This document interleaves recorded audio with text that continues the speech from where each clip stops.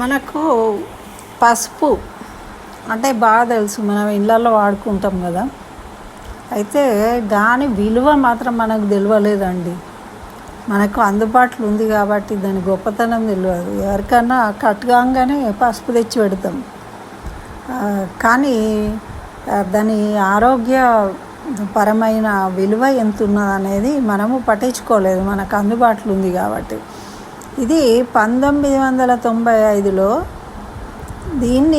ఈ విషయాన్ని అమెరికా వాళ్ళు తెలుసుకున్నారు. దీని విలువ తెలుసుకొని దాని మీద పేటెంట్ హక్కులు తీసుకున్నారు. వాళ్ళు పేటెంట్ హక్కులు తీసుకుంటే ఏమవుతుంది, దాన్ని మనం వాడుకోవాలి అంటే అమెరికాకి మనం రాయల్టీ కట్టుకోవాలి. అసలు మన దేశంలో వండింది, మన సాంప్రదాయబద్ధంగా వాడుకునేది వాళ్ళు పేటెంట్ తీసుకొని వాళ్ళకు మనము పసుపు వాడుకున్నందుకు రాయల్టీ కట్టే పరిస్థితి వచ్చింది. ఇటువంటి దారుణం చూసి అసలు మనలాంటి వాళ్ళకి తెలియని కూడా తెలియదు. అప్పుడు మనకు ఇంత అవేర్నెస్ లేదు, ఉన్నా కూడా ఎవరు పట్టించుకోరు, ఎవరి పనులలో వాళ్ళే బిజీ ఉంటారు కదా.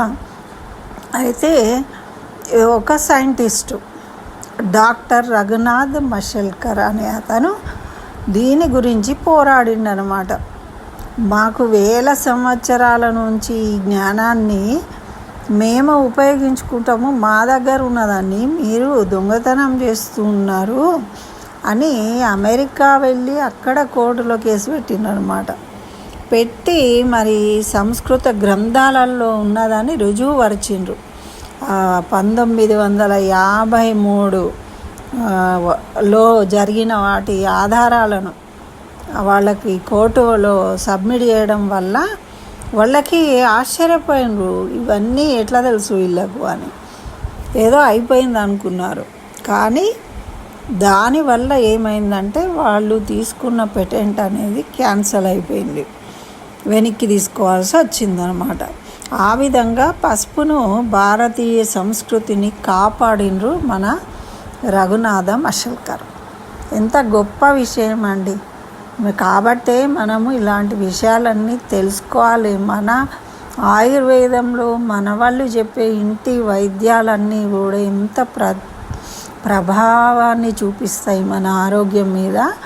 తెలుసుకొని వాటన్నిటిని మనం ఆచరించినట్టయితే మనం ఏ రోగాల పాలుగా అది మనం గ్రహించాలి. ఎక్కడో విదేశాల వాళ్ళు చెప్పిన వాటిని ఆచరించి మన వాళ్ళు మన దగ్గర ఉన్నదాన్ని, ఇంటి చెట్టు మందుకు పనికిరాదని మన పెద్దలు చెప్పేదాన్ని మనము తీసి పడేస్తాం.